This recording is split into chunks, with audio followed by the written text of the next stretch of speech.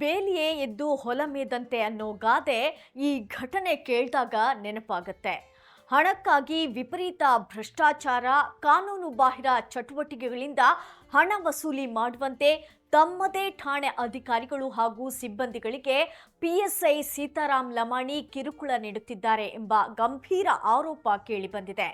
ಇವರ ಟಾರ್ಚರ್ ತಾಳಲಾರದೆ ಸಿಬ್ಬಂದಿ ಹಾಗೂ ಅಧಿಕಾರಿಗಳು ಸಾಮೂಹಿಕ ದಯಾಮರಣ ಕೋರಿ ಸಿಎಂ ಸಿದ್ದರಾಮಯ್ಯ ಹಾಗೂ ಗೃಹ ಸಚಿವ ಡಾಕ್ಟರ್ ಜಿ ಪರಮೇಶ್ವರ್ ಅವರಿಗೆ ಪತ್ರ ಬರೆದಿದ್ದಾರೆ. ಜೊತೆಗೆ ತಮ್ಮ ಹಿರಿಯ ಪೊಲೀಸ್ ಅಧಿಕಾರಿಗಳಿಗೂ ದಯಾಮರಣದ ಪತ್ರ ಬರೆದಿದ್ದಾರೆ. ಇದು ನಡೆದಿರೋದು ವಿಜಯಪುರ ನಗರದ ಆದರ್ಶ ನಗರ ಪೊಲೀಸ್ ಠಾಣೆಯಲ್ಲಿ. ಇನ್ನು ಹಣ ವಸೂಲಿಗೆ ಪಿಎಸ್ಐ ಸೀತಾರಾಮ ಲಮಾಣಿ ಸಾಹೇಬ್ರು ಕೋಡ್ ಇಟ್ಟಿದ್ದಾರಂತೆ. 5.0 ಅಂದರೆ 50,000 ರೂಪಾಯಿ ಲಂಚ. ಹೀಗೆ 10,000ದಿಂದ 1,00,000 ರೂಪಾಯಿವರೆಗೆ ಲಂಚ ವಸೂಲಿ ಮಾಡಲು ತಿಳಿಸಿದ್ದು, ಎಲ್ಲದಕ್ಕೂ ಕೂಡ ಒಂದೊಂದು ಕೋಡ್ ಇಟ್ಕೊಂಡಿದ್ದಾರಂತೆ. ಜನರ ರಕ್ಷಕರೇ ಈ ರೀತಿ ಭಕ್ಷಕರಾದ್ರೆ ನ್ಯಾಯ ಮರೀಚಿಕೆಯಾಗುವುದಂತೂ ಸತ್ಯ.